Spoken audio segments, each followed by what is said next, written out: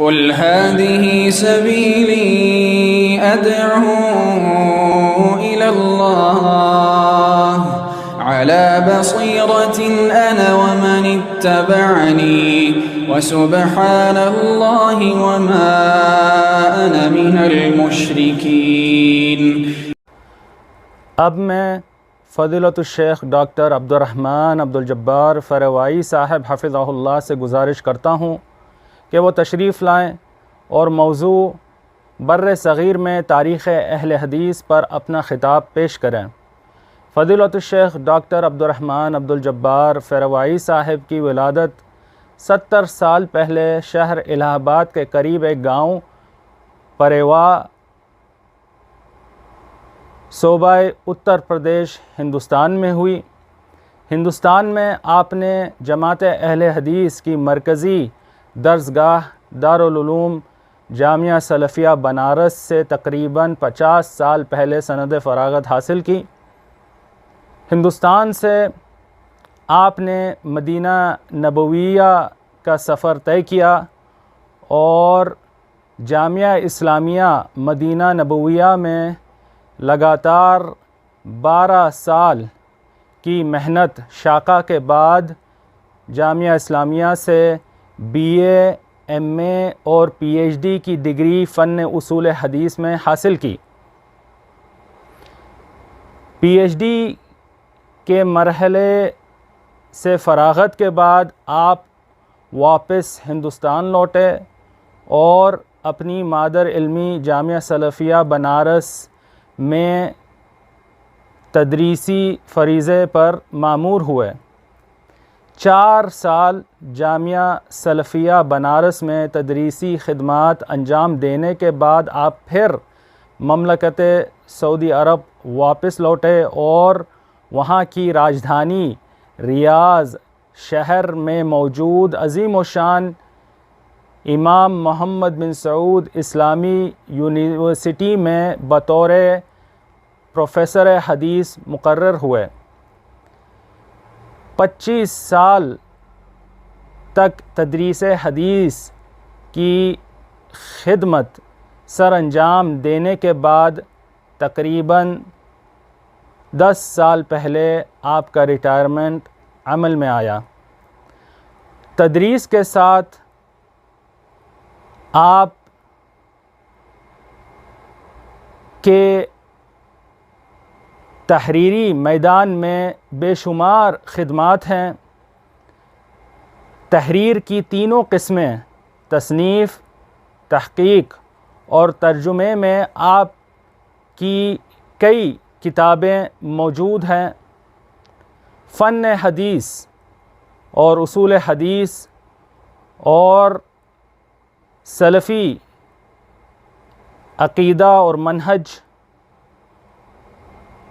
اور بر صغیر میں تاریخ اہل حدیث اور بعض اعلام امت جیسے کہ امام شیخ الاسلام ابن تیمیہ اور امام مجدد شیخ الاسلام محمد بن عبد الوہاب رحمہم اللہ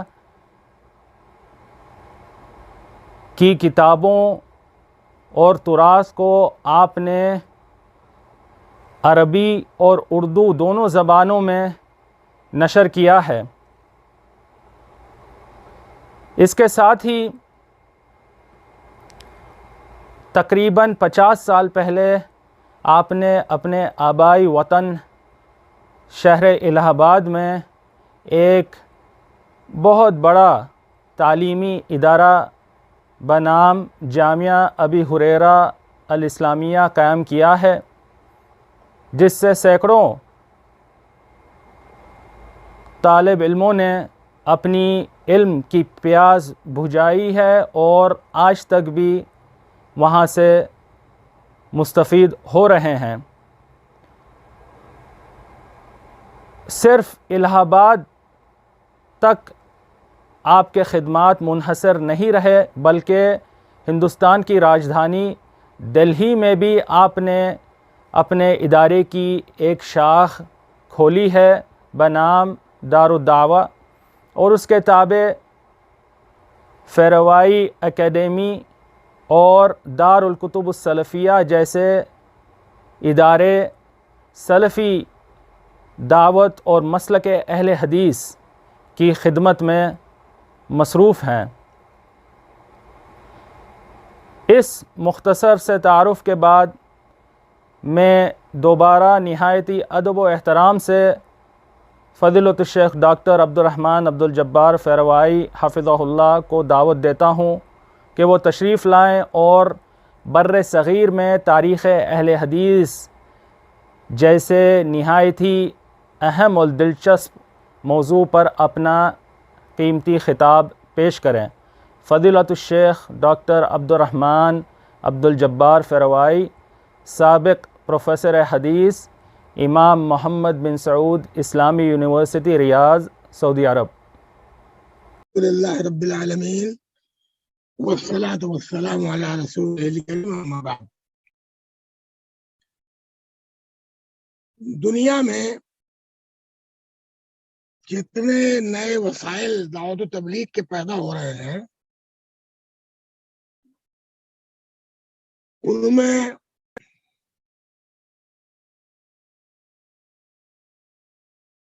یہ جدید وسائل اور سوشل جتنی بھی چیزیں ہیں، اس نے مسافتیں قریب کر دی ہیں اور اپنی بات پہنچانے کے لیے اب بڑی آسانی ہو گئی ہے۔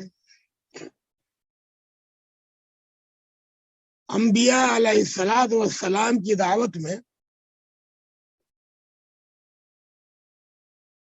اپنی اپنی اقوام کو خطاب کر کے اللہ کے پیغام کو پہنچانے کی بات تھی۔ سارے انبیاء نے اپنی اقوام سے خطاب کیا اور مسلسل ان کے ساتھ زندگی گزاری۔ نبی آخر الزمان محمد صلی اللہ علیہ وسلم نے بھی اپنے پیش رووں کے مطابق کے عمل کے مطابق اپنی قوم میں رہ کر ہر وسیلے اور ذریعے سے اللہ کے پیغام کو ان تک پہنچایا، اور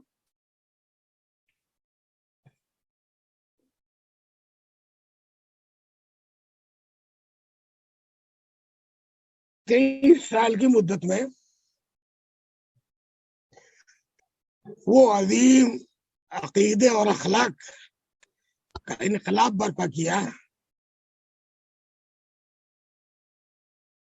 جس کو اسلام کہتے ہیں۔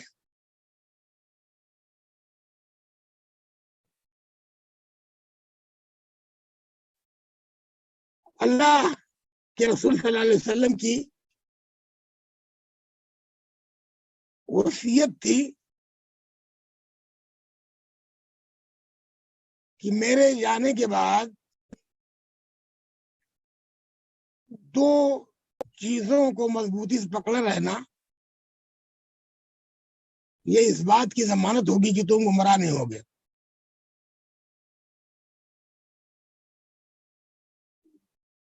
ایک کتاب اور دوسری سنت۔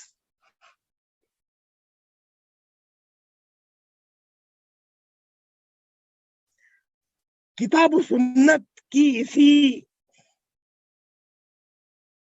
شاہراہ پر چل کر صحابہ کرام نے رسول اکرم صلی اللہ علیہ وسلم کی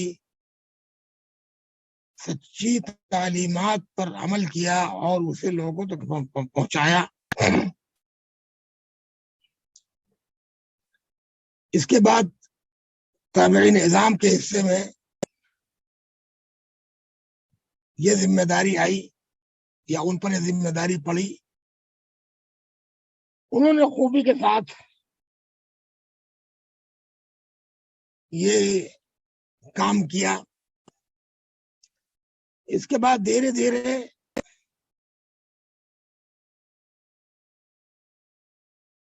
علماء تفسیر، علماء حدیث، علماء فقہ اور ائمہ دین نے اس دین کی اشاعت کا بیڑا اٹھایا. کلام مجید کی حفاظت تو عہد نبوی پھر عہد خلفائے راشدین میں ہو گئی تھی، اور اسی وقت سے حدیثوں کی تدوین کا بھی سلسلہ شروع ہوا تھا. جیسے جیسے زمانہ بیتتا گیا، احادیث رسول کی تدوین اور اشاعت کا ذوق علماء کے یہاں جنوں کی حد تک پھیل گیا، اور حفاظت حدیث کے لیے بے شمار علوم و فنون کی ایجاد ہوئی، اور انہی کتاب و سنت کی تعلیمات کو صحابہ کرام اور تابعین اعظام کی سمجھ کو سامنے رکھ کر کے دین پر عمل کرنے کا چلن ہوا، اور ایک مسئلہ اجتماعی اور اجماعی تھا. دین پر چلنے کا جو طریقہ مسلک اہل حدیث کے نام سے معروف ہے، وہ صحیح طور پر اسلام پر چلنے کا عمل ہے. اہل حدیث مسلک کا مطلب یہ ہے کہ ہم قرآن اور حدیث کو اس انداز سے سمجھیں اور ان اصولوں کو برتیں جن کی رعایت صحابہ و تابعین اور ان کی روش پر چلنے والے لوگوں نے کی ہے. تو کتاب و سنت پر سلفی فہم کے مطابق عمل کرنے کا نام مسلک اہل حدیث ہے.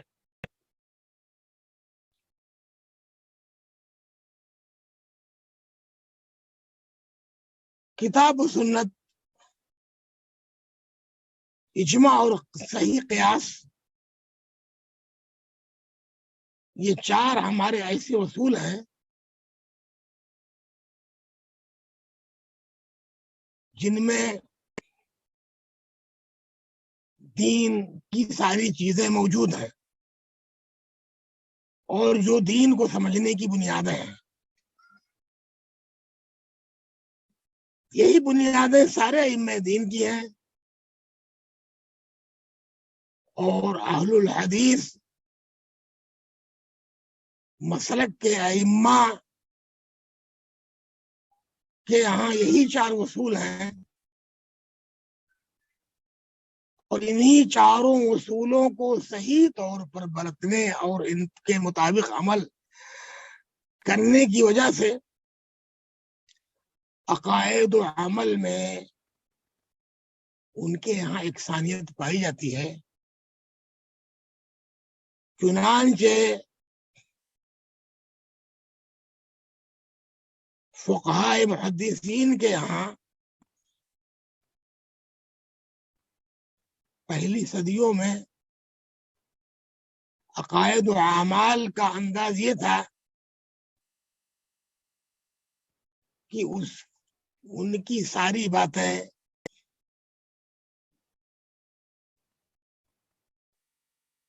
اجماعی ہوا کرتی تھی. کئی صدیوں کے گزرنے کے بعد جب امت میں مختلف انداز کے انحرافات کا عمل دخل ہوا تو محدثین کرام نے دین اسلام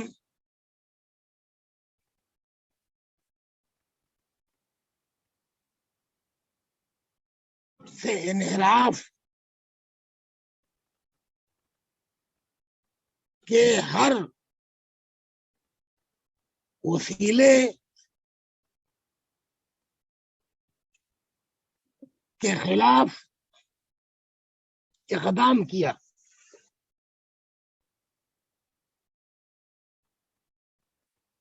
اور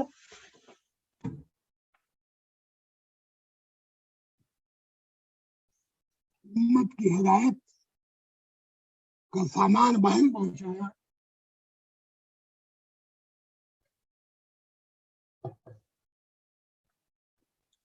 بعد میں جب عقائد میں اختلافات کی بات آئی، یا ایسے کہیے کہ امت میں شروع ہی سے جب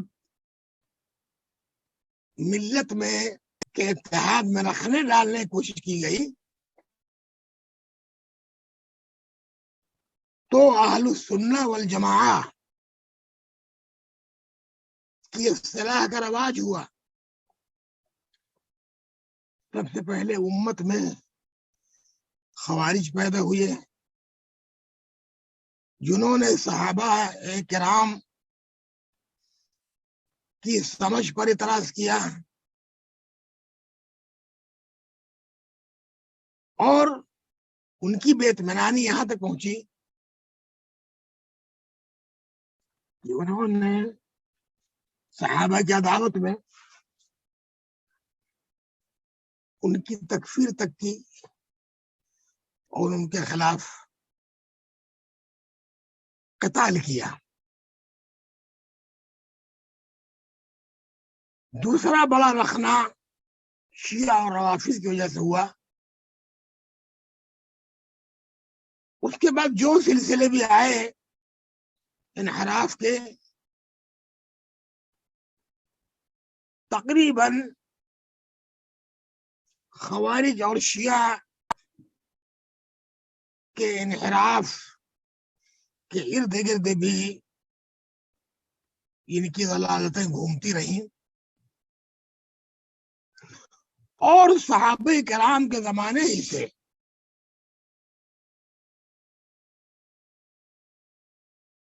ائمہ دین کا جو اصول ٹھہرا وہ یہی تھا کہ کسی بھی مسئلے کے لیے کتاب اللہ کی دلیل ہو، سنت رسول اللہ کی دلیل ہو،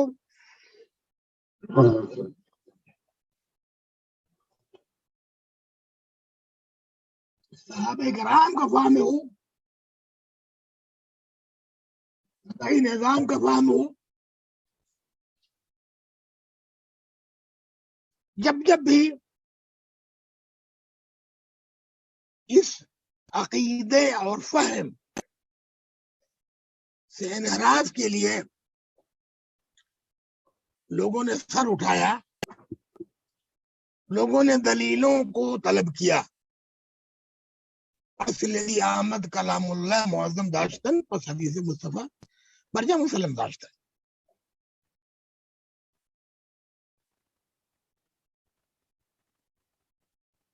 امام احمد بن حنبل تیسری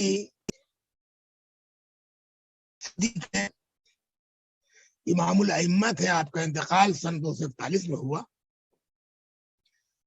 آپ کے زمانے میں منحرفین کے ایک گروہ نے حکام وقت کی مدد سے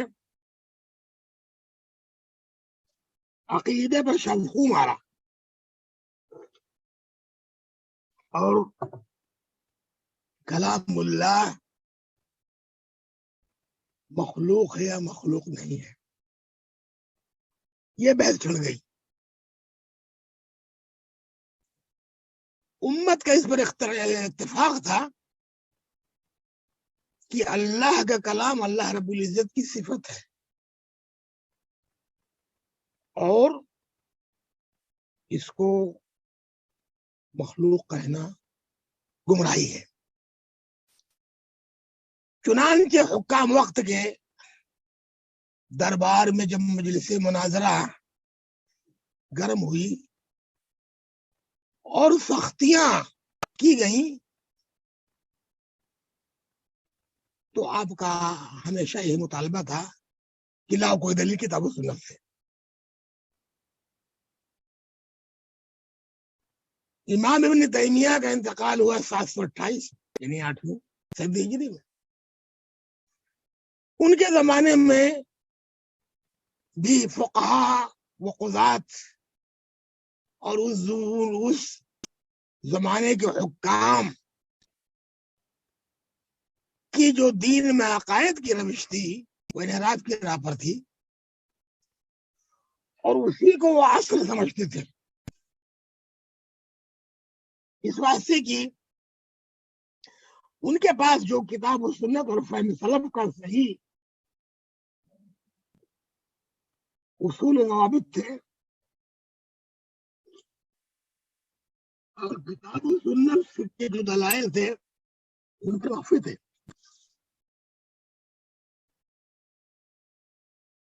تو ان لوگوں نے شیخ الاسلام ابن تیمیہ کے خلاف آواز اٹھائی اور بار بار کی مجالس مناظرہ میں شیخ الاسلام امام ابن تیمیہ نے ان لوگوں سے یہی مطالبہ کیا کہ بھئی میں جو باتیں کہہ رہا ہوں اس پر تو اجماع ہے، میں جو باتیں کہہ رہا ہوں اس پر اجماع ہے، آپ جو باتیں کہہ رہے ہیں وہ دلائل سے ہٹ کر ہیں.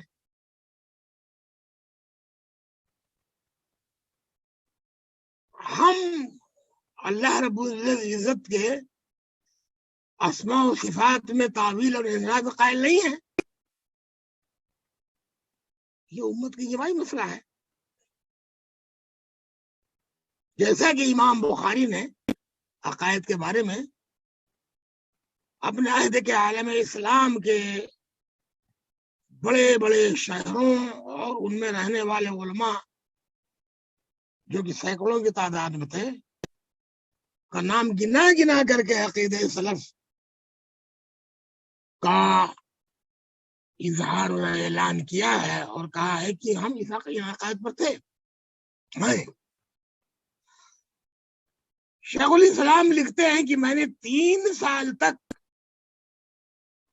اسماء و صفات میں تعویل کرنے والے جن کو اشاعرہ اور ماتریدیہ کہا جاتا ہے کو مہلت دی کہ میں جتنی باتیں کہہ رہا ہوں ان کے خلاف کتاب و سنت کے دلائل پیش کرو. آپ کے زمانے میں سینکڑوں بڑے بڑے علماء تھے لیکن اس چیلنج کے سامنے سب بے بس تھے. اور ہر عہد میں کتاب و سنت سے شغل رکھنے والے اور سلف کی سمجھ کے مطابق ان پر عمل کرنے والے ان کا جب بھی مقابلہ زیادہ اعتدال سے ہٹنے والوں سے ہوا تو ہر جگہ دلیل ہی کی بات آئی. ہندوستان میں اور کئی بر صغیر پاک و ہند پاکستان میں قدیم زمانے سے عقائد و اعمال پر فقہائے محدثین کے اصولوں کے مطابق عمل کرنے والوں کا نام اہل حدیث ہے، جن کو آخری صدیوں میں محمد عبد الوہاب رحمۃ اللہ علیہ کی دعوتی جدوجہد کے بعد انگریزوں اور اہل بدعت اور شیعہ اور اہل تعصب و تقلید کی وجہ سے وہابیت کا نام پڑا. ان لوگوں نے جب حدیث پر عمل کرنے اور صحابہ کرام کی روش پر چلنے عہد و پیمان کیا اور اس کے مطابق تبلیغ کی، تو جو اہل بدعت اور اہل تقلید و تعصب کے مختلف انداز کی گروہ پائے جاتے تھے، انہوں نے ان کے خلاف سازشیں کی اور دشمنی میں آخری جہاں تک آدمی پہنچ سکتا ہے وہاں تک پہنچ گئے.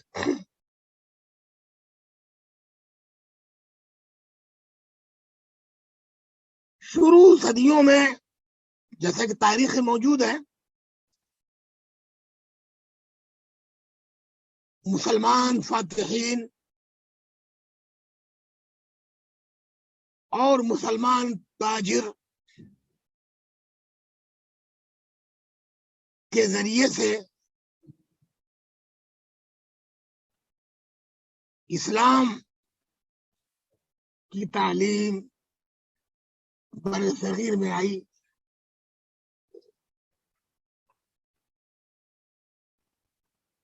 اور 4 صدی تک کراچی اور ملتان کے علاقے میں عربوں کی حکومتیں قائم رہیں،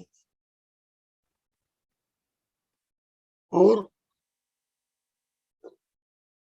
عالم اسلام میں اور یہاں بھی تقلید شخصی وغیرہ کا کوئی وجود یا زور نہیں تھا.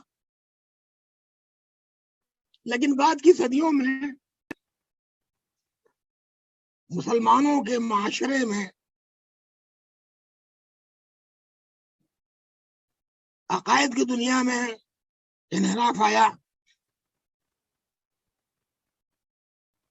اور خاص کر کے اشعری اور ماتریدی مذہب کا رواج ہوا.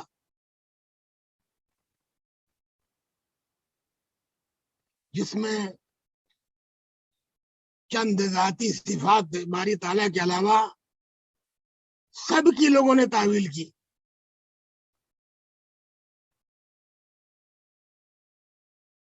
اور امام ابو الحسن عشری کے زمانے میں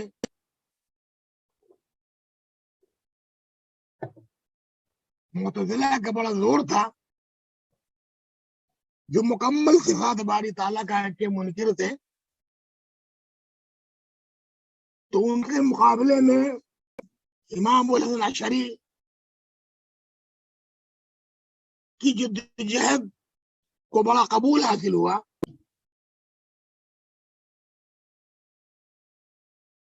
اور امت میں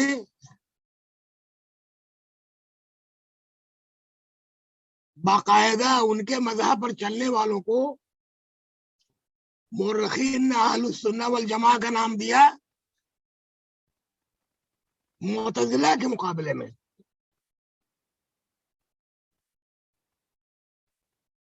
لیکن ایسا ہوا کہ بعد میں چل کر کے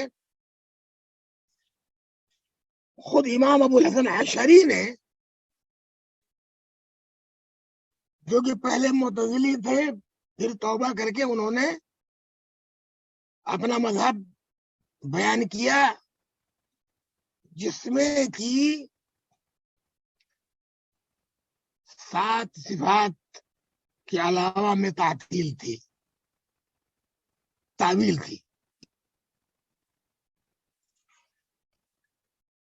خود ہی سے اپنے مذہب کو انہوں نے اس کے خلاف آواز اٹھائی،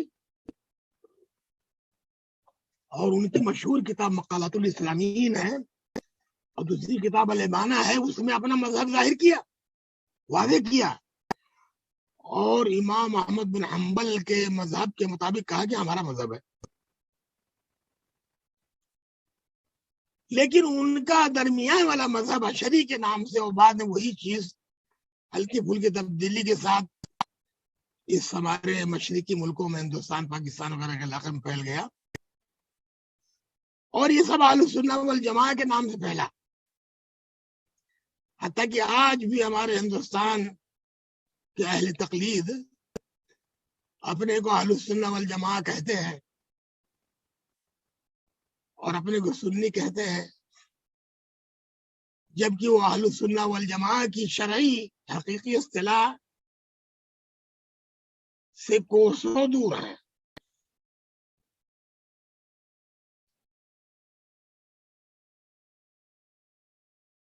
شروع میں مسلمان آئے عرب دنیا سے سمندر کے ذریعے سے، چنانچہ ہندوستان سے یا ہندوستان میں سندھ سے لے کر کے مالابار تک اور گجرات سے بمبئی تک ساحل کی جو بستیاں تھیں وہاں بہت سارے لوگ آئے، اپنے ساتھ اپنا دین لے کر آئے، اس کے اثرات آج ہی پائے جاتے ہیں۔ پھر چوتھی صدی کے بعد افغانستان کے تھرو، درہ خیبر کے تھرو جب ہندوستان میں مسلمان آنے لگے اور حکمرانی کی کشاکش اور جدوجہد میں یہ سلسلہ دراز ہوتا گیا،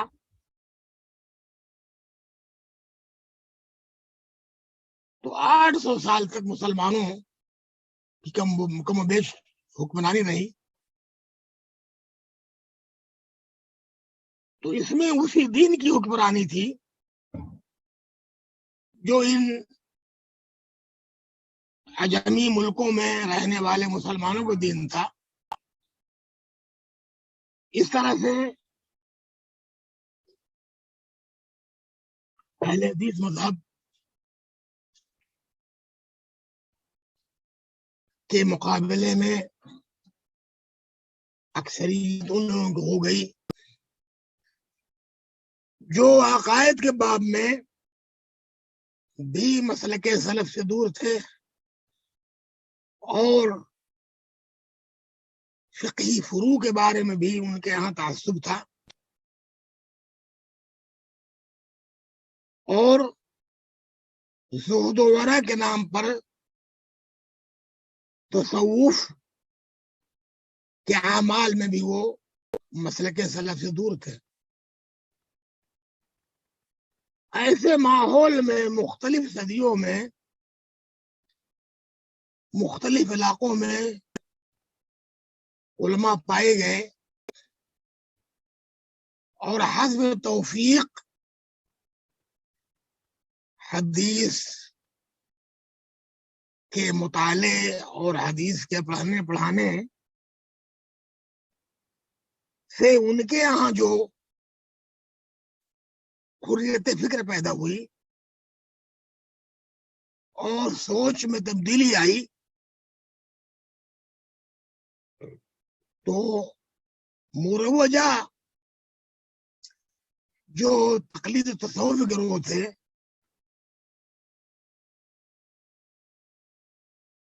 ان سے کشمکش کا دور شروع ہوا۔ کہیں کہیں یہ کشمکش واضح ہو گئی اور کہیں دبی رہی۔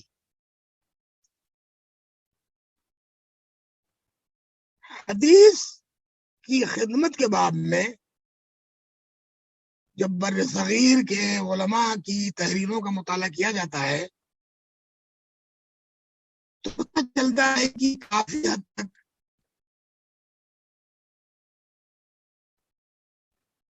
فہم سلف کی باتیں ان کی تحریروں میں ملتی ہیں،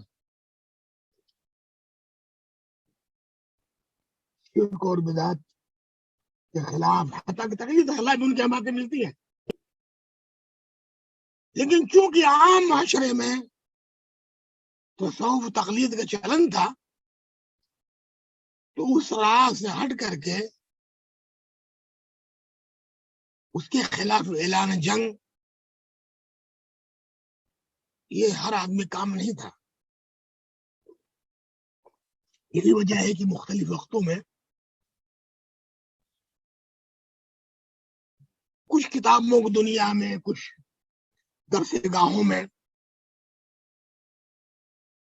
یہ مذہب زندہ رہا، لیکن جب ہندوستان میں شاہ ولی اللہ دہلوی اور ان کے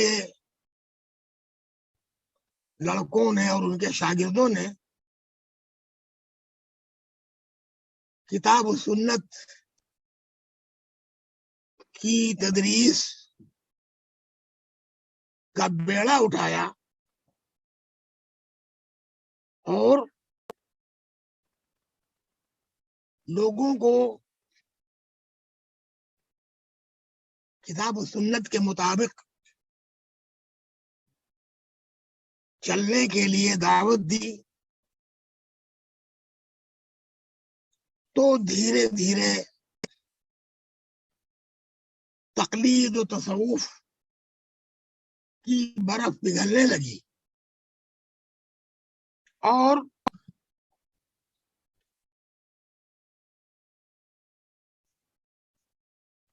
ہوا یہ کہ شاہ ولی اللہ رحمۃ اللہ علیہ نے کلام مجید کا فارسی میں ترجمہ کیا، موطا کی ایک شرح لکھی عربی میں اور ایک فارسی میں، اصول تفسیر پر ایک رسالہ لکھا، حجت اللہ البالغہ نامی کتاب بہت مشہور لکھی اسرار شریعت میں، چھوٹے موٹے کئی رسالے لکھے،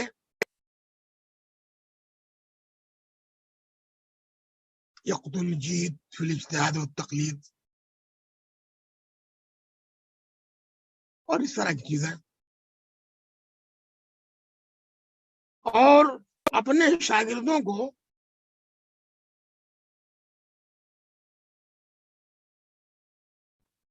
کتاب و سنت کی دلیلوں پر مبنی دعوت کے لیے تیار کیا. اس سلسلہ آگے بڑھا. شاہ ولی اللہ کے نسل میں سے شاہ عبد العزیز اور ان کے شاہ عبد القادر، شاہ رفیع، شاہ عبد الغنی، ان سبوں نے اپنے اپنے طور پر کام کیا.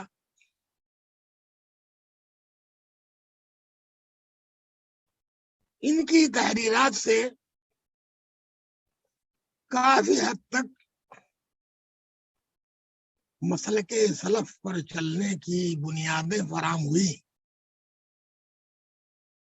لیکن کھل کر عمل کرنے اور معاشرے میں اس دعوت کو عام کرنے کا چلن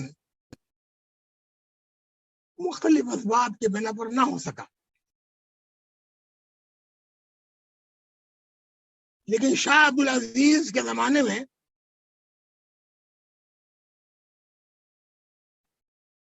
جب ان کے بھتیجے اور شاہ ولی اللہ کے پوتے شاہ اسماعیل نے اپنے چچا سے تعلیم حاصل کی اور اسی عہد میں رائے بریلی کے مرد مجاہد سید احمد بن عرفان، ایک پرجوش فوجی صاحب الولا آدمی تھے، انہوں نے بھی شاہ عبدالعزیز سے صحبت اختیار کی تو بر صغیر کے جو مسلمانوں کی سیاسی زبوحالی کے احوال تھے اور جو دینی دوری تھی، مسلم معاشرے میں جو شرک بدعت کا غلغلہ تھا اور جو ذلت رسوائی تھی، ان سب نے ان کے دلوں میں ایک تحریک پیدا کی کہ مدرسوں سے ہٹ کر کے اور مساجد سے ہٹ کر کے میدانی طور پر مسلم معاشرے میں اصلاح عقائد و اعمال کی تحریک جاری کی جائے اور اب کتابی دنیا سے ہٹ کر کے عملاً یہ کام ہو۔ چنانچہ شاہ اسماعیل نے اور ان کے ساتھی مولانا عبدالحی بٹانوی نے اور سید احمد بن عرفان نے اور ان لوگوں سے متفق الرائے دوسرے علماء نے یہ جدوجہد شروع کی۔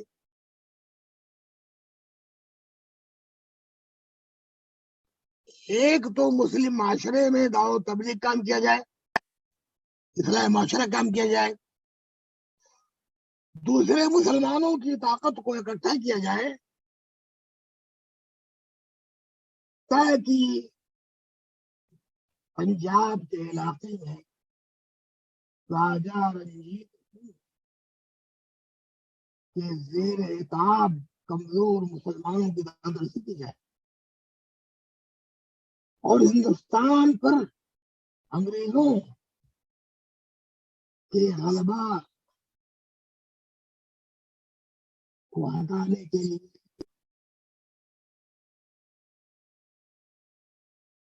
جنگی تیاری کی جائے۔ چنانچہ ان لوگوں نے مشورے کے بعد ایسا کام شروع کیا دلی اور دلی کے ارد گرد کے علاقوں اور جسے آج ہم شمالی ہند اور یوپی کہتے ہیں، یہ سلسلہ ان لوگوں نے شروع کیا۔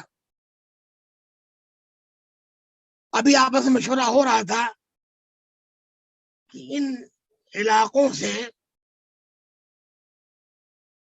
لوگوں کو تیار کیا جائے ہجرت کے لیے سرحد کے علاقے میں، افغانستان سے ملا ہوا علاقہ، تاکہ وہاں اس نئی اسلامی طاقت کو اکٹھا کیا جائے اور پھر سکھوں کے خلاف آواز اٹھائی جائے اور انگریزوں کو ملک سے باہر کرنے کی تحریک چلائی جائے۔ چنانچہ یہ سلسلہ جب شروع ہوا تو اس تبلیغی دوروں نے ایک دینی ولولے کا سور پھونک دیا معاشرے میں۔ ابھی یہ سلسلہ شروع ہوا تھا، لوگ منتظر تھے کہ سید احمد کا قافلہ اور ان کے بڑے بڑے ساتھیوں کا کب اعلان کرے جائے ہجرت کا۔ اچانک رائے بریلی میں سید صاحب نے اعلان کیا کہ ہم حج کے لیے نکلیں گے۔ بعض ان کے قریبی ساتھیوں کو بڑا تعجب ہوا، لیکن حکم تھا، فوراً تیاری شروع ہو گئی اور ہجرت سے پہلے اور جہاد کی تنظیم سے پہلے فریضہ حج کی ادائیگی کی بات آ گئی اور دیکھتے دیکھتے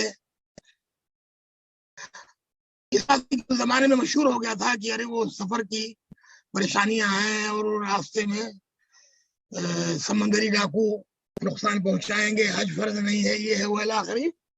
مسیب صاحب نے کہا کہ اسلامی فرائض میں سے ایک فریضہ ہے حج، پہلا حج ادا ہونا چاہیے. چنانچہ یہ لوگ چلے کشتیوں کے ذریعے سے رائے بریلی اور ڈلمऊ سے ہوتے ہوئے الہ آباد، وہاں سے بنارس، اور پھر وہاں سے پٹنہ، اور پٹنہ سے کلکتہ. یہ مہینوں کا سفر تھا. کچھ لوگ پیدل چلتے تھے اور کچھ لوگ ایسے چلتے تھے. ہزاروں کی تعداد میں لوگ اکٹھا ہو گئے. پھر کلکتہ سے جہازوں کے ذریعے، پانی کے جہازوں کے ذریعے سے حج کے لیے روانہ ہوئی ہے.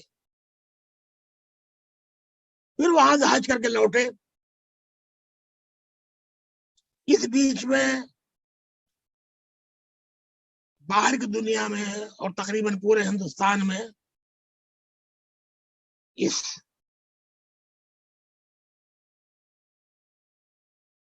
دعوت کو بڑا قبول حاصل ہوا، تربیت کا موقع بھی ملا. جب حضرت سید صاحب اور ان کے ساتھی واپس آئے تو کچھ دن آرام کے بعد ہجرت کا سلسلہ شروع ہوا. بریلی لوگ سرحد گئے اور وہاں تقریباً 10-11 سال تک مختلف ٹولیوں میں لوگ ہجرت کرتے رہے اور مالی تعاون کے لیے جو تحریک جاری تھی وہ مال اکٹھا کرتے رہے، اسلحہ اکٹھا کرتے رہے. مقصد یہ تھا کہ وہاں سے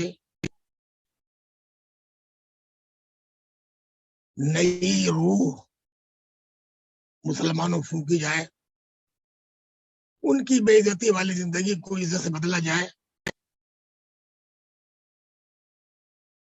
اور اچانک مارکے بالا کوٹ 1831 میں ہوا.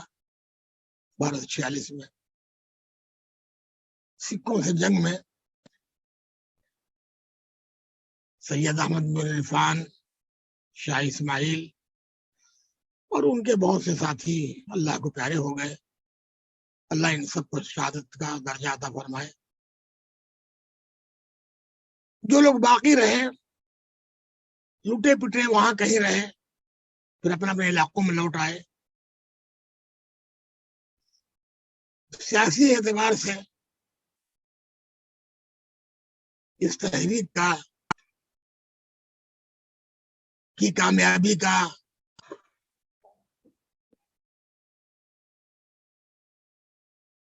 وہ فیصد جو متوقع تھا اتنا حاصل ہوا. لیکن اس پورے بر صغیر میں ایک کتاب و سنت پر عمل کرنے اور اصلاح معاشرے کا جذبہ پیدا ہو گیا. مؤلفین پیدا ہو گئے، مترجمین پیدا ہو گئے، کتاب و سنت کے مطابق کتابیں لکھی جانے لگی اور جگہ جگہ بڑا خیر ہوا. بعد میں یہ سلسلہ جب اور آگے بڑھا تو مختلف مراکز قائم ہو گئے. دلی کے مرکز، یو پی میں کئی مرکز تھے. جگہ جگہ مساجد میں درس و تدریس کا کام شروع ہوا. صحافت میں تیزی آئی، اسلامی صحافت میں تیزی آئی. پریس کتابیں چھاپنے لگے، مدارس بن گئے، علماء تبلیغ کرنے لگے. اس بیچ انگریزوں کے خلاف جہاد میں صادق پور پٹنہ کا خاندان تیار ہو گیا. اس نے نئی سبندی کی. ولایت نے عنایت علی اور ان کے پورا خاندان نے اس تحریک کو اثر نو زندہ کیا اور بہار، بنگال، بنگلہ دیش جو موجودہ ہے وہاں पंजाब, सिंध, इधर यूपी का इलाका और जगह जगह जहां भी मुसलमान थे, एक माहौल पैदा हुआ। जिहाद और इस्लाह उम्मत के नाम पर तकरीबन पूरा हिंदुस्तान मुत्तफिक था और कोई बड़ा इख्तलाफ सामने नहीं आया। लेकिन हज के सफर से पहले कलकत्ता में अमल बिल हदीस और तकलीद के नाम पर कुछ इख्तलाफात चंद लोगों में सामने आए और उसके बाद मक्का मदीना में भी कुछ सामने आए। लेकिन तहरीक शहीदैन 1831-1246 के बाद धीरे धीरे मसलकी बुनियाद पर इस तहरीक से दूरी होती गई।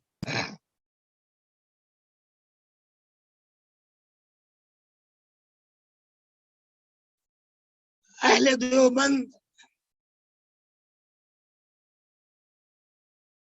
अपने अपने तालीमी और दावती मराकिज देवबंद सहारनपुर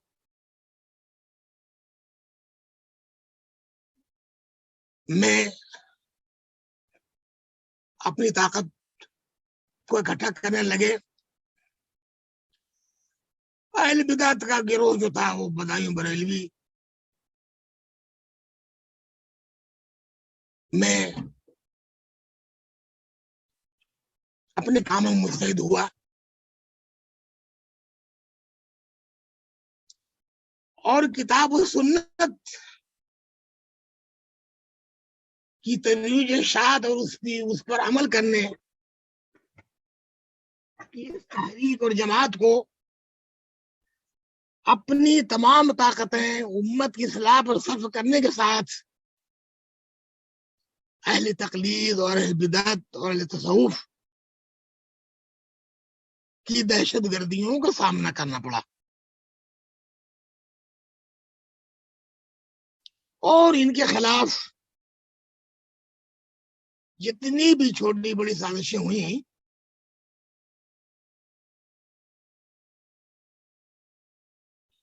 इनसे निपटने के लिए उनको अमली इक़दाम करना पड़ा।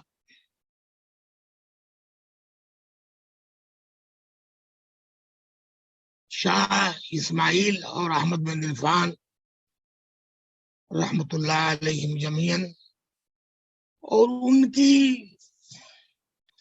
जमात के बड़े कायदीन के अहद के बाद जो अहद आया वो अल्लामा नवाब सिद्दीक हसन कन्नौजी भोपाली, इनका इंतकाल सन 1307 में हुआ और मुहद्दिस सैयद नजीर हुसैन देहलवी जिनका इंतकाल 1320 में हुआ। और इनके मुतवस्सिलीन और शागिर्द और मुहिब्बीन ने जब जिद्दोजहद की तो इस अहद में यानी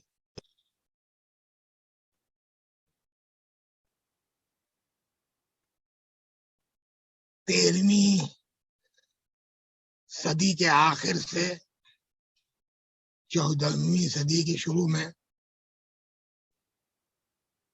एक बहुत बड़ा तबका उलमा का फलाह का पैदा हो गया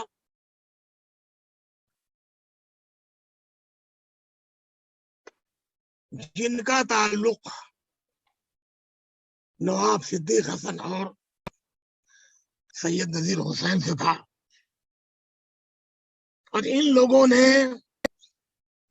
मसाजिद और मदारिस के जरिए से, प्रेस और अखबारात के जरिए से اور عام تبلیغی جلسوں کے ذریعے سے دین کی اشاعت کا بیڑا اٹھایا اور تحریک اہل حدیث کو تقویت پہنچائی. اور پھر انہی کے زمانے سے ایک مدارس کا سلسلہ شروع ہوا. تو بڑے بڑے ہمارے مدارس وجود میں آئے. چنانچہ بھوپال بھی ایک بڑا دعوتی و تعلیمی مرکز رہا. نواب صاحب کے انتقال کے بعد وہ سلسلہ تو نہ باقی رہا. لیکن دہلی میں جو مسرت تھی محدث سید نذیر حسین کی 1320 میں آپ کی وفات کے بعد یہ سلسلہ چلتا رہا. اور دہلی میں دسیوں مراکز تعلیم و دعوت قائم ہو گئے جو یہ دعوت رشد و ہدایت کام کرتے رہے. اور یہاں آ کر طلبا اپنی علمی اور دعوتی پیاس بجھاتے رہے اور پھر باہر جا کر کے پنجاب، مشرقی بنگال سے لے کر کے پشاور تک، یو پی میں، راجستھان میں اور دوسرے صوبوں میں، جنوبی ہند میں، تقریباً ہر جگہ جو تحریک شہیدین کے وارث علماء تھے انہوں نے مسلک سلف کی اشاعت میں اپنا اپنا کردار ادا کیا اور اپنا حصہ لیا. اور 20ویں صدی کی ابتدا میں نئے کئی مدارس مشہور ہوئے جن میں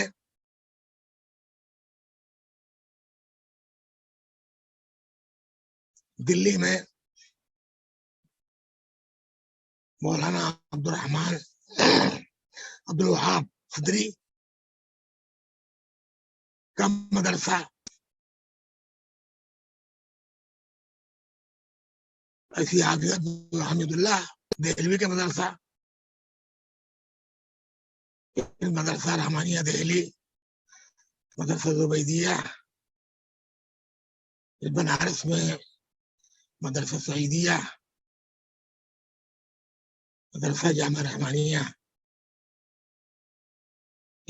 میں، مدرسہ احمدیہ سلفیہ دربھنگہ، اس کے بعد آرا میں مدرسہ احمد سلفیہ، اس کے بعد اس مدرسے کی تجدید ہوئی، مدرسہ احمدیہ سلفیہ کے نام دربھنگہ میں.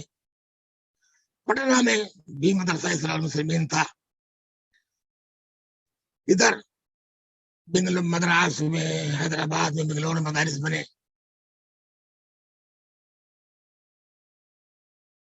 پھر اسی عہدے میں عمر آباد کا دارالسلام، رائے درگ کی جامعہ احمدیہ، اور اس سے پہلے بھی کئی مدرسے چھوٹے بڑے تھے. ادھر کیرلا وغیرہ بھی مدارس بنے. بہرحال ان مراکز علم و دین کے قائم ہونے کے بعد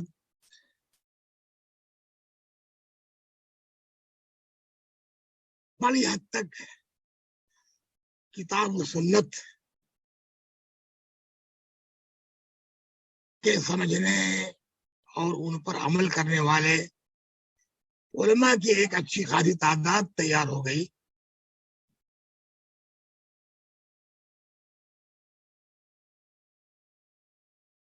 جن کو جدوجہد کی اپنی ایک بہت ہی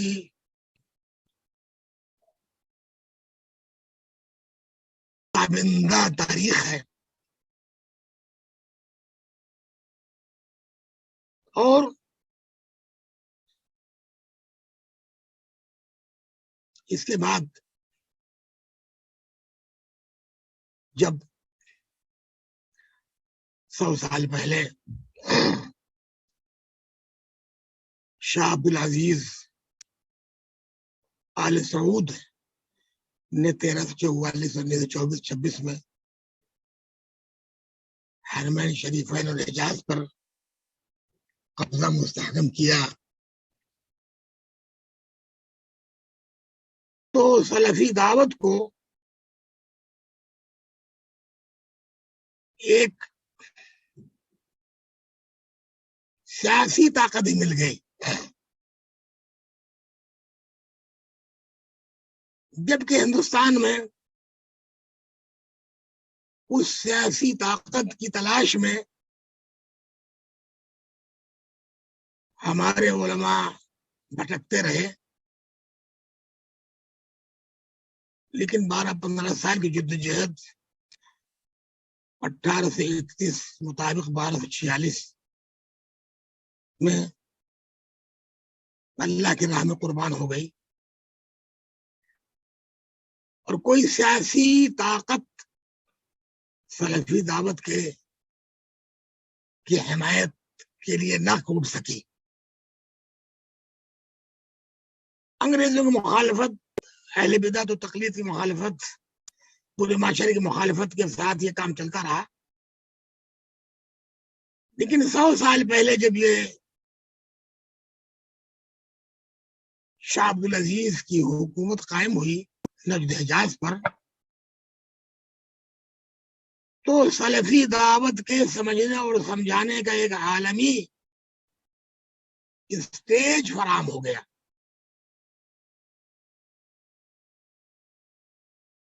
حج و عمرے کی برکت سے جو اجتماع ہوتا تھا،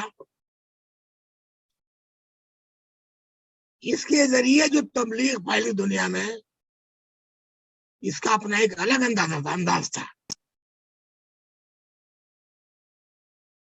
پھر جب انہی کے عہد میں کتابوں کی اشاعت شروع ہوئی، مجلات شائع ہونا شروع ہوئے، اور شاہ عبد العزیز کی مخالفت میں ساری دنیا کے شیعہ، ساری دنیا کے اہل بدعت اور اہل بدعت کے جو حکمراں تھے، چاہے وہ شریف مکہ کے اتباع ہوں، چاہے وہ ترکوں کے، تو اس دعوت کو آگے بڑھانے کے لیے جہاں ایک سیاسی تائید حاصل ہوئی، وہاں ان حکام کو اللہ تبارک تعالیٰ نے جب مال و دولت سے نوازا تو وہ مال و دولت بھی استعمال ہوا۔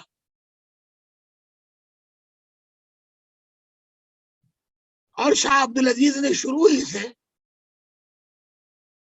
حرمین میں کتاب و سنت کی ترویج و تعلیم کے لیے جو جدوجہد کی، اس کا بھی ایک بڑا فائدہ ہوا۔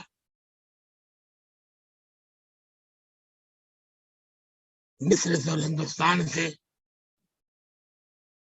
علماء کو دعوت دی گئی، خاص کر کے مصری علماء کئی پہنچے وہاں،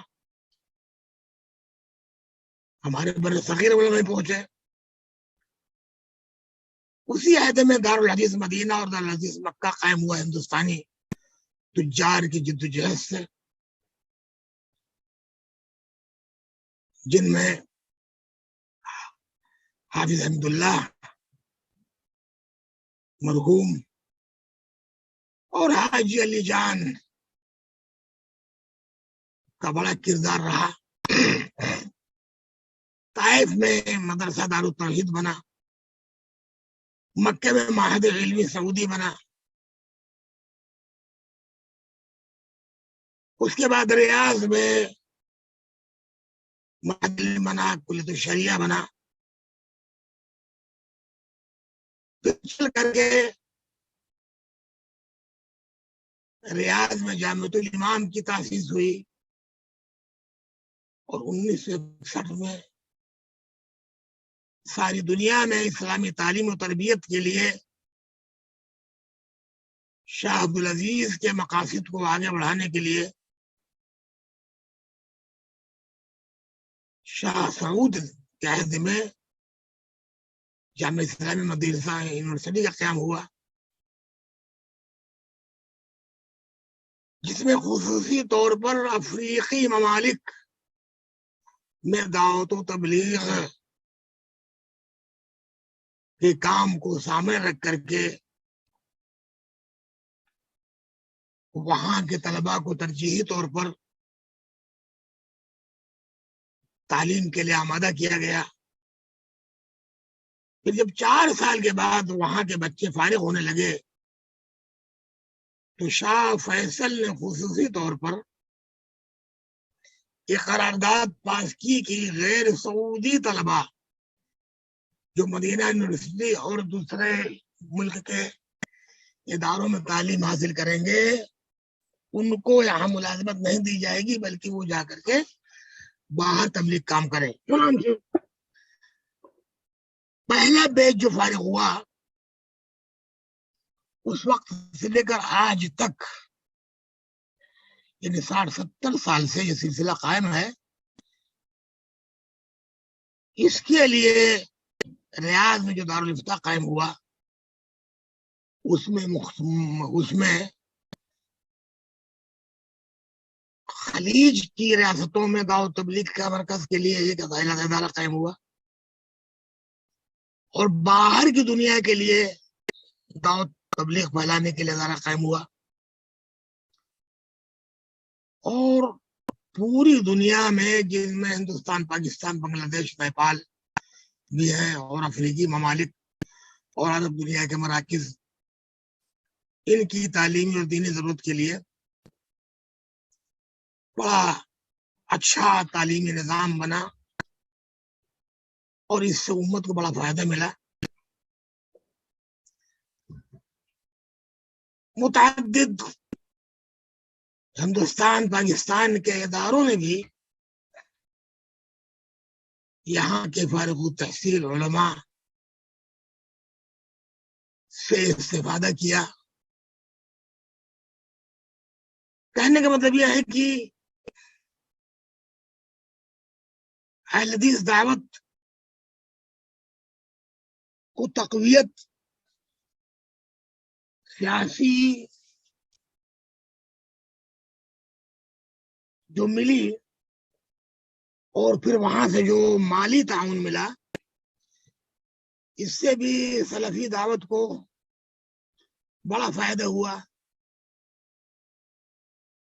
خود سعودی عرب اور خلیج کے ملکوں میں یہاں بکثرت باہر سے آنے والے ملازمین کی اصلاح اور تبلیغ کے لیے سینکڑوں ادارے قائم کیے گئے ہر شہر میں، اور پمفلٹ، کتابیں، کیسٹ اور دعوتی پروگرام کے ذریعے سے لاکھوں لوگوں کی ہدایت کا سامان باہم پہنچایا گیا۔ یورپ، امریکہ بھی، کینیڈا وغیرہ، آسٹریلیا، جو پہلے عملاً سلفی دعوت سے بہت حد تک ناشناسا رہے، سعودی گورنمنٹ اور خلیج کے دوسرے دعات مبلغین کے ذریعے سلفی دعوت سے ان کا بھی تعارف ہوا، اور بہت سارے علماء جن کی اکثریت برصغیر کے باشندوں ہی سے رہی ہے اور جنہوں نے اپنے ملکوں میں یا سعودی عرب اور خلیج کے دوروں میں تعلیم حاصل کی، ان لوگوں نے جب یورپ، امریکہ اور افریقہ کا رخ کیا تو وہاں بھی اچھا خاصا دعوت تبلیغ کا سلسلہ شروع ہوا۔ اور الحمدللہ یہ سلسلہ آج تک جاری ہے. اس سفر میں دعوتی تحریک اہل حدیث کے علماء کو بڑے طرح طرح کے چیلنجوں کا سامنا کرنا پڑا، فکری طور پر بھی اور علمی طور پر بھی اور عملی طور پر بھی. فکری طور پر یہ کہ مختلف انداز کے عوامل کی وجہ سے اور مختلف مؤثرات کی وجہ سے انسانی دل دماغ متاثر ہوتا ہے. تو سلفی دعوت کو ہر وقت مختلف انداز کے چیلنجوں کا سامنا رہا. پہلے تقلید و تعصب اور تشیع سے نپٹنا ایک بڑا مسئلہ تھا. آج کے زمانے میں سوشلزم، کمیونزم اور الحاد وہ بھی دینی لبرلزم وغیرہ کا مقابلہ کرنا پڑا، الحاد و کا. پھر نئے سیاسی حالات میں جہاں روز تشیع نے سر اٹھایا، وہیں خوارج کے تکفیری افکار و خیالات امت میں پھیلنے لگے. اور یہ علماء اہل حدیث کا ایک بڑا چیلنج تھا اس واسطے کی جن تحریکوں یا جن علماء کے ذریعے سے یہ غیر اسلامی افکار امت میں پھیلنے لگے، شروع میں ان کی شبیہ بڑی اچھی تھی اور ان کی دعوت میں جو خرابیاں یا بیماریاں تھیں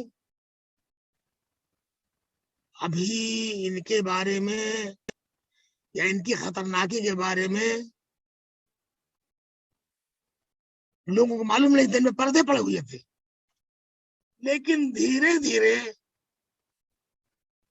جب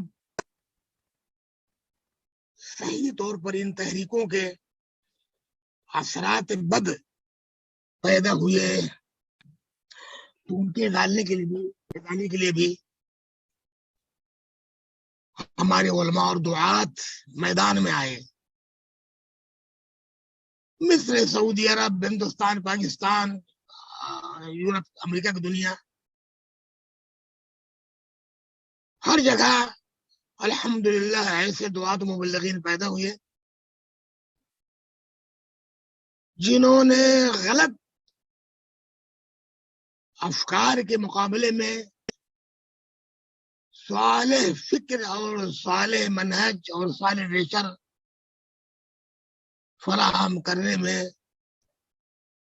بڑا عمدہ کردار ادا کیا. اور سعودی علماء کے ساتھ اور مصری علماء کے ساتھ اس عصر کی برکت اور اس عصر کا سب سے بڑا خیر امام محمد بن ناصر الدین البانی کی دعوت ہے، جس نے عالمی طور پر اپنا اثر ڈالا. کتاب و سنت پر عمل کرنا، حدیث کے سلسلے میں صحت اور ذات کی پہچان کی جدوجہد کرنا، صحیح عقائد کو بیان کرنا اور جو ان کے خلاف تحریکیں ہیں ان کا علمی سنجیدگی سے محاکمہ کرنا، مقابلہ کرنا، یہ امام البانی نے اور ایسی علامہ تقی الدین ہلالی نے بڑی جدوجہد کی. اور الحمدللہ یہ سلسلہ آگے بڑھا اور آج اشاعت کی دنیا میں ان نئے ذرائع کے ذریعے سے تقریباً ہر جگہ اس دعوت کو سمجھنے اور سمجھانے کے لیے مختلف کیسٹ، مختلف تقریریں، مختلف کتابیں، پمفلٹ، مختلف ادارے، مختلف مجلات موجود ہیں۔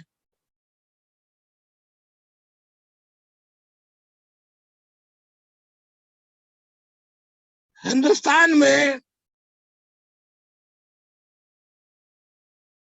اصلاح عقیدہ اور احیاء سنت اور تجدید بدعت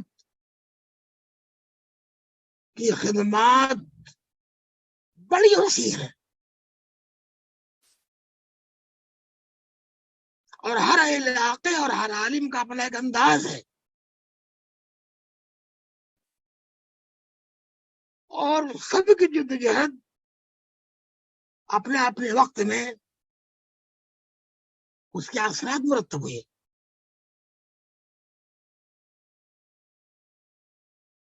بہت ساری کتابوں میں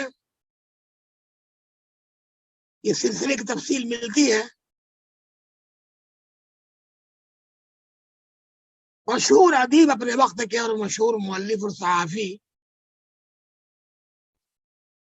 مولانا غلام رسول مہر نے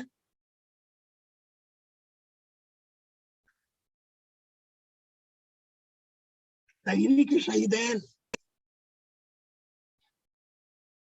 یعنی سید احمد بن شہید، سید احمد بن عرفان اور شاہ اسماعیل کی تحریک دعوت و جہاد کو مدون کیا 3-4 جلدوں میں، اور بھی لوگوں نے لکھا۔ آخر میں آ کر کے ڈاکٹر قیام الدین نے کتاب وہابیت کے نام سے لکھی۔ ان سے پہلے مولانا مسعود عالم ندوی نے بھی شیخ محمد الوہاب اور ہندوستان کی اسلامی تحریک کے نام سے کتابیں لکھی۔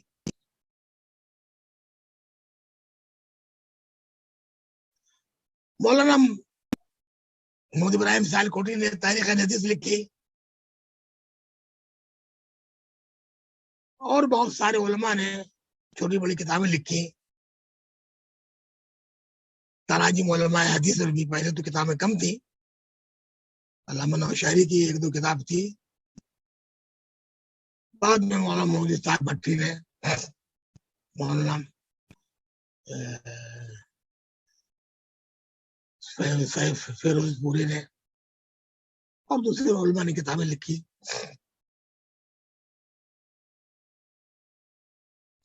میں نے بھی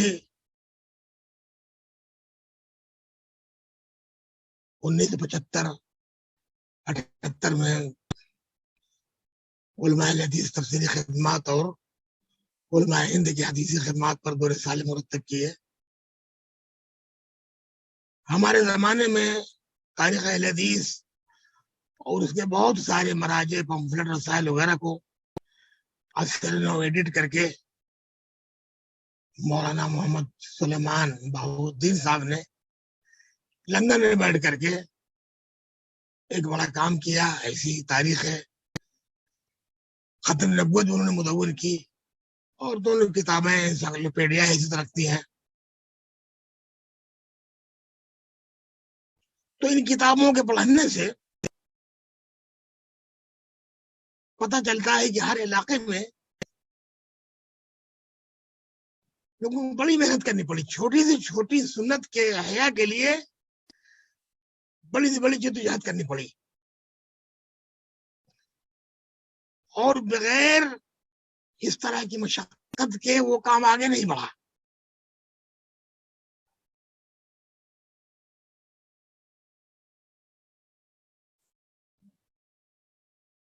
تو چاہے وہ دیوبندی ہوں اور چاہے وہ بریلوی ہوں، ہند پاک کے لوگ، ان کے ہاں یہ بڑا محبوب مشغلہ ہے کہ اگر کہیں اہل حدیث مسجد بن جائے تو کسی نہ کسی طرح سے اس پر قبضہ کرو یا اس کو ڈھا دو۔ اگر کوئی کتاب لکھنا چاہے تو سینکڑوں اس طرح کی مثالیں مل سکتی ہیں، آج تک مل جائیں گی۔ میرا خود ذاتی اس سلسلے میں کئی تجربہ ہے اور کئی مثالیں میرے پاس ہیں. یہاں مقصد اس ذہنی تنگی اور مسلکی تعصب کے اثرات بد کی طرف اشارہ ہے کہ آج کی اس صورتحال جبکہ ہر چیز آزاد ہے، برائی کا ایک ریلا ہے، ایک طوفان ہے، اسلام کے خلاف، مسلمانوں کے خلاف، کتاب و سنت کے خلاف، کسی کے کان میں رجوع نہیں رینگتی. لیکن جہاں کوئی اس طرح کا مسئلہ آ جاتا ہے جس میں کسی مسلکی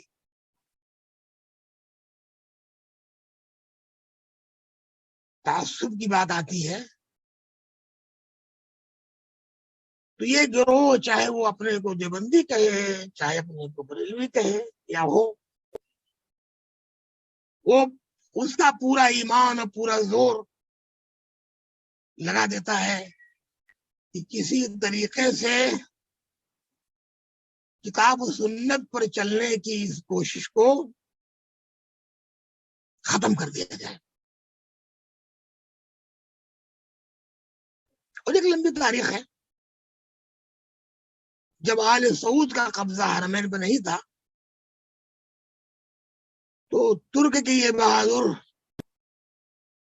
حکمراں اور ان کے فقہا وہ اہل حدیث اور وہابی کو وہاں داخل نہ ہونے دیتے تھے اور ان پر ان کا قافلہ تنگ تھا. نواب صدیق حسن رحمۃ اللہ علیہ نے اس کی طرف اشارہ کیا. سن 1300 میں میاں سید نذیر حسین محدث دہلوی جب حج کے لیے جانے لگے تو ان کے جانے سے پہلے ہندوستان بھر میں رسالہ رسائل لکھا کے تقسیم کیے گئے کہ وہابیوں کو مسجد سے نکالا جائے. یہ سب ہمارے حنفی بھائی یہ تھے، چاہے وہ اپنے کو دیوبندی کہیں اور چاہے اپنے کو سہارنپوری کہیں اور چاہے اپنے کو تبلیغی کہیں اور چاہے اپنے کو بریلوی اور دیوبندی کہیں. ان لوگوں نے پورے بر صغیر میں آگ لگا دی اور گاؤں گاؤں یہ فتنہ پھیل گیا. وہابیوں کو مسجد سے نکالو، ان کی مسجدوں میں اگر آ گئے تو مسجد دھلو، ان کا بائیکاٹ کرو. یہ ایک تاریخ ہے اور تاریخ مدون ہے. حتیٰ کہ ابوالکلام آزاد نے اپنی کتاب آزاد کہانی خود آزاد کہانی میں اپنے والد کے وہابیوں کے خلاف جو کارنامے تھے مکے میں اس کو بیان کیا ہے بڑی تفصیل سے. اور جس میں 4 آدمیوں کا نام لیا ہے کہ یہ میاں سید نذیر حسین دہلوی اور ان کے ساتھیوں کی دشمنی پر اتر آئے ہوئے تھے. 4 آدمی تھے، ان کے والد خیر الدین اور ایک مولانا رحمت اللہ کیرانوی جو اپنی کتاب اظہار اللہ عیسائیت عرب میں بڑی مشہور کتاب ہے کے بارے میں مشہور ہے، اور ایک قطب الاقطاب دیوبندیوں کے مولانا امداد اللہ مہاجر مکی صوفی، اور ایک عبد القادر بدایونی. کہا کہ یہ 4 تھے جو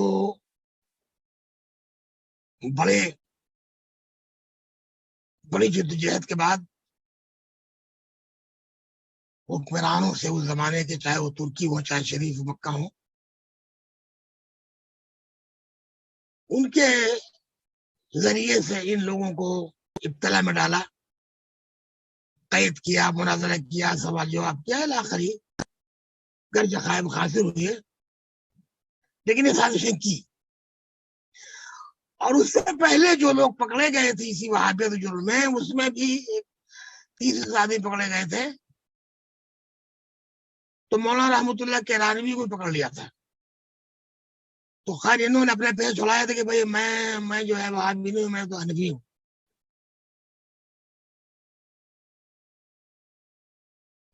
تو یہ لوگ بیچارے دہلی وغیرہ سے بھاگ کر گئے تھے انگریزوں کے ظلم سے بچنے کے لیے، لیکن وہاں پر برطانوی سفارت خانے نے ان 30-40 آدمی جو پکڑے گئے تھے ان کی حمایت کی اور ان کو بچایا. اور دوسری بار میاں صاحب 1300 میں گئے تو وہاں پر جب یہ پریشانی ہوئی تو پھر اسی برطانوی سفارت خانے نے اپنی رعایا کو مدد پہنچائی اور ان کے ظلم سے نجات دلائی. مولانا محمد سعید بٹالوی، محمد حسین بٹالوی ابو سعید کہتے ہیں کہ میں سوچ رہا تھا کہ 4-5 مہینے گزر گئے ہیں، میں دوسرا حج کر کے جاؤں گا، مکے میں تھا، لیکن میں نے جو کچھ سنا رحمۃ اللہ کیرانی وغیرہ سے الحدیث کے خلاف سازش میں، تو میں ان کے ڈر سے جو ہے وہاں سے دوبارہ انڈیا آ گیا کہ ہمیں نقصان پہنچائیں گے. بہرحال اہل حدیثوں کو اپنی اس دعوت کے پھیلانے میں بر صغیر میں، افغانستان میں، افریقی ملکوں میں، حتیٰ کہ بلاد عربیہ میں بڑی جدوجہد کرنی پڑی، اور یہ جدوجہد قیامت تک جاری رہے گی، اس واسطے کہ جہاں بھی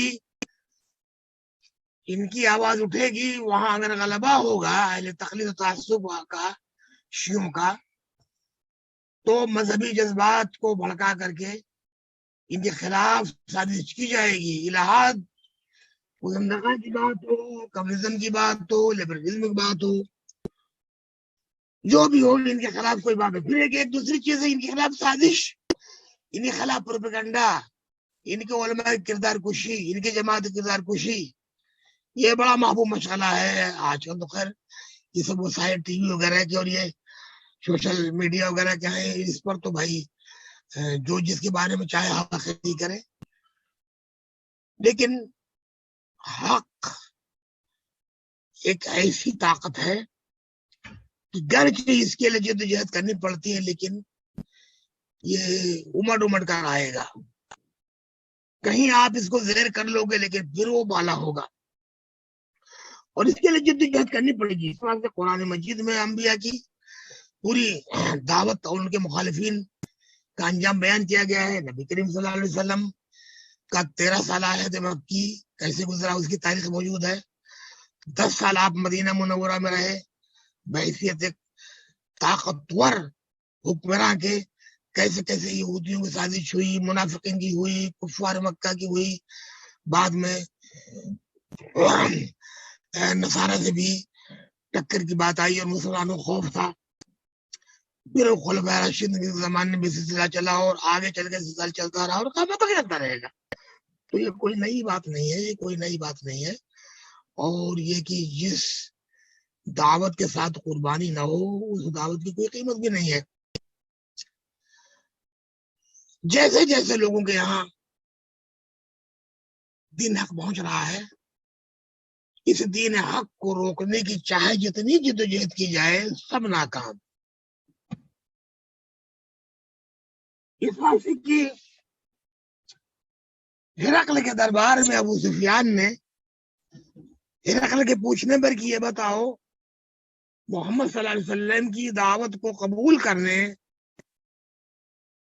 والے کمزور ہیں کہ مضبوط لوگ ہیں معاشرے میں؟ کہا کمزور لوگ ہیں. کہا کیا اس دعوت کو قبول کرنے کے بعد کوئی چھوٹا بھی ہے؟ لوگ زیادہ ہوتے جا رہے ہیں. تو کہا کہ بھائی کوئی اس دعوت سے منحرف نہیں ہوتا ہے، لوگ چھوڑتے جاتے ہیں، لوگ چھوڑتے جاتے ہیں. میرا تجربہ بر صغیر کے مسلمانوں کے بارے میں جو خلیج میں رہتے ہیں ملازمت کے لیے یہ ہے کہ مختلف سکہ بند جماعتوں سے جن کا ڈائریکٹ تعلق نہیں ہے وہ یہاں شعبے ان مراکز دعوت و تبلیغ میں جاتے ہیں، ان کے کیسٹ استعمال کرتے ہیں، کتابیں استعمال کرتے ہیں، ان کے ساتھ حج عمرہ کرتے ہیں، اور وہ دعوت حق کو قبول کرتے ہیں. لیکن وہ لوگ جو کسی سسٹم سے جڑے ہوئے ہیں، چاہے وہ اخوان المسلمین کی تحریک سے ہو، چاہے جماعت اسلامی کی تحریک سے ہو، چاہے تبلیغ سے ہو، چاہے ان کے جو بڑے بڑے مدارس ہیں یا ان کے جو علماء ہیں ان سے ہو، تو لوگ اس دعوت کے قبول کرنے سے محروم رہتے ہیں. یہی حال ہندوستان، پاکستان اور یورپ امریکہ کا بھی ہے. جہاں جہاں معاشرے میں کھلا پن ہے اور لوگوں تک یہ دعوت پھیل رہی ہے اور لوگ سن رہے ہیں، تو اللہ رب العزت ان کو توفیق دے رہا ہے کہ وہ اس دعوت کو قبول کرے. آج بھی ہماری اپنی ذمہ داری ہے کہ ہم اس دعوت کو پھیلانے کے لیے جو سنجیدہ وسائل ہیں اور جو ممکنہ وسائل ہیں ان کو استعمال کریں، اور صحیح جو اسلام کی دعوت ہے اس کو پھیلانے میں جدوجہد کریں. اور اللہ رب العزت دعا کریں کہ اللہ رب العزت ہمیں خود دین حق پر چلنے اور دوسروں کو اس کے قبول کرنے کی توفیق عطا فرمائے. ہاں، آج جیسے کل ضرورت تھی صحیح اسلام کی ہر انسان کو، ایسے آج بھی ہے. مسلک اہل حدیث سچی اسلامی تعلیمات پر عمل سے ہٹ کر کسی اور چیز کی دعوت نہیں دیتا ہے. یہی وجہ ہے کہ اگر ہمیں لوٹنا ہے اپنے دین کی طرف، کلام اللہ اور کلام رسول کو اس طرح سمجھیں جیسے کہ صحابہ و تابعین نے سمجھا تھا، اور ویسے عمل کریں جیسے انہوں نے عمل کیا تھا، وہی عقائد رکھیں جیسے ان کے عقائد، اور عقائد سے مدون ہے الحمدللہ. عقائد سلف کے نام سے، عقائد سلف و جماع کے نام سے سینکڑوں کتابیں موجود ہیں. تو اصل جو مسلک سلف ہے، چاہے اس کا تعلق عقیدے سے ہو چاہے فقہی مسلک سے، یہ فی الجملہ اجتماعی مسائل ہیں، اس میں امت کا اختلاف نہیں ہے. اگر ہم اتحاد چاہتے ہیں تو چاہے ہم مسلک اہل حدیث کہیں، جماعت اہل حدیث کہیں، چاہے جو اس کو نام دیں، آپ کو یہ چیز قبول کرنی ہوگی. اگر آپ مسلمانوں میں اتحاد چاہتے ہیں تو اس اتحاد کی بنیاد یہی کتاب و سنت اور اجماع اور صحیح قیاس سے ثابت ہونے والے دین پر عمل کا نام ہے. اور جماعت اہل حدیث کا شروع سے جو مطالبہ رہا ہے وہ یہی رہا ہے. ہاں، اگر کوئی یہ کہے کہ بھائی جماعت اہل حدیث میں فلاں خرابی آ گئی ہے یا فلاں عالم میں فلاں خرابی ہے، تو کسی جماعت کی نسبت اہل حدیث کی طرف ہو یا کسی عالم دین کی اور اس کی طرف کوئی غلط بات ہو تو غلط رہے گی. یہ مسلک کی نسبت کا مسلک نہیں ہے، یہ مسلک عمل کرنے کا ہے. اس پر جو جتنا عمل کرے گا اللہ رب العزت کا وہ برگزیدہ اور منتخب و چنندہ بندہ بنے گا. بقیہ کی نام آپ اپنے کو اہل حدیث کہیں، سلفی کہیں، اثری کہیں، محمدی کہیں، تو اس نام کی کوئی قیمت نہیں ہے جب تک کہ عقائد و اعمال میں آپ کے ہاں وہی سب چیزیں نہ موجود ہوں جو حق مذہب ہے، جو اہل حق کا مذہب ہے اور جس طرح وہ لوگ تھے. یہ جماعتیں جو بنائی گئی ہیں یہ اس واسطے تاکہ منظم طور پر اس کام کو آگے بڑھایا جائے. اس واسطے جو لوگ ہمارے اہل حدیث مذہب پر طعن کرتے ہیں، نقد کرتے ہیں، کسی اہل حدیث عالم کی غلطی کو بتا کر کے کسی تحریک اہل حدیث یا جماعت اہل حدیث کے کسی انحراف اور غلطی کو، تو ان کو ایسا نہیں کرنا چاہیے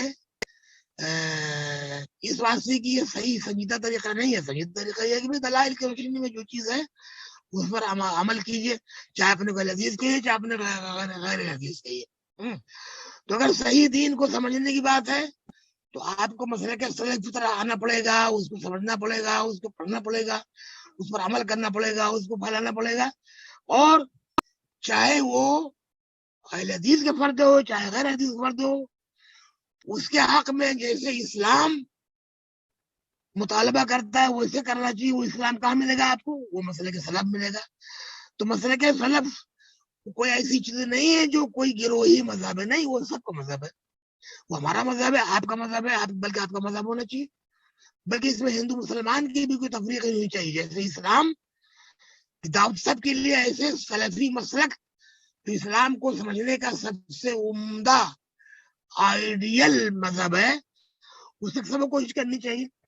اللہ رب العزت سے دعا ہے کہ جو وسائل ہمارے پاس موجود ہیں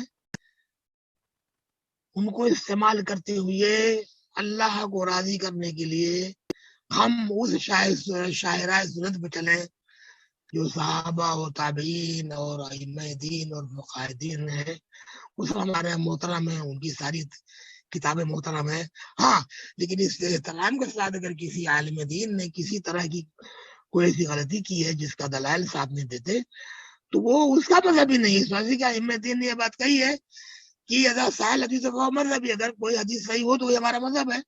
اور بعض ائمہ نے کتابیں لکھی ہیں کہ بھائی ائمہ اربعہ میں سے جن مسائل میں ان کی بات برحق نہیں ہے اس کو ان کی طرف جو ہے منسوب نہیں کرنے, جیسے کہ امام تقویت کے بارے میں آتا ہے, انہوں نے کتاب لکھی ہے کہ اگر کوئی مسئلہ دلائل کے مطابق ائمہ اربعہ کی سے منسوب ہے اور صحیح نہیں ہے تو ان کی طرف نسبت ہی جائز نہیں ہے. مسلک اہل حدیث کے سلسلے میں بہت سی باتیں اور کی جا سکتی ہیں. ہمیں خوشی ہے کہ برمنگم اور برطانیہ میں جماعت اہل حدیث کے نوجوان اچھا خاصا کام کر رہے تھے. اب کینیڈا میں بھی جماعت اہل حدیث کی تشکیل ہو گئی ہے اور اس میں نوجوان محنت کر رہے ہیں. ان تمام نوجوانوں کو اپنی آخرت سنوارنے کا ایک بہت بڑا اسٹیج مل گیا ہے. اس واسطے کہ ہم اور آپ جو اپنے دین کو اس جمعیت کے تھرو پھیلائیں گے تو اس کا ثواب آپ کو قیامت تک ملے گا. اس کا ثواب آپ کو قیامت تک ملے گا. تو یہ آپ کی اپنی ضرورت ہے کہ آپ اس دین کو پھیلانے کی جدوجہد کریں. اس کے ذریعے سے آپ کے اللہ تبارک و تعالیٰ کے ہاں جو مدارج ہیں بلند ہوں گے, آپ کو ثواب ہوگا. اور ہمارے عزیز محترم دوست ہیں شیخ آراد محمد شریف اپنی تمام طرح کی علمی اور تعلیمی مشغولیات کے ساتھ وہاں کی جماعت کی تشکیل اور ترقی اور وہاں کے لوگوں کی تنظیم اور اس دعوت حق کو آگے بڑھانے میں جو جدوجہد کر رہے ہیں وہ قابل مبارکباد ہیں. اور اللہ تبارک تعالیٰ سے اس بات کی دعا ہے کہ اللہ رب العزت ان کی کوششوں کو کامیاب کرے اور وہ جس دعوت کو حق سمجھتے ہیں اور جس کے لیے وہ ہماتن مستعد ہیں اس کو زیادہ سے زیادہ اللہ رب العزت قبول عام فرمائے اور ان کو اور ہم سب کو اس بات کی سعادت دے کہ ہم اپنے دین کو پھیلا کر کے اپنے رب کو راضی کریں. وصلی اللہ علی نبینا محمد وعلی آلہ وصحبہ وسلم. احسن اللہ علیکم وبارک فیکم. میں اپنی طرف سے اور مرکزی جمعیت اہل حدیث کینیڈا کے تمام ذمہ داروں کی طرف سے فضیلت الشیخ ڈاکٹر عبدالرحمن عبدالجبار فروائی صاحب حفظہ اللہ کو خصوصی شکریہ کا پیغام پیش کرتا ہوں کہ انہوں نے اپنی بے پناہ مصروفیات کے باوجود یہ نہایت ہی اہم مفید اور دلچسپ خطاب بر صغیر میں تاریخ اہل حدیث پر پیش کیا. اور اللہ تعالیٰ سے دعا گو ہوں کہ اللہ تعالیٰ آپ کے علم میں اور اعمال میں برکت عطا کرے اور آپ کے جہود عظیمہ کو قبول فرمائے اور آپ کو مزید کرنے کی توفیق عطا کرے. وذكر فإن الذكرى تنفع المؤمنين وما خلقت الجن والإنس إلا ليعبدون.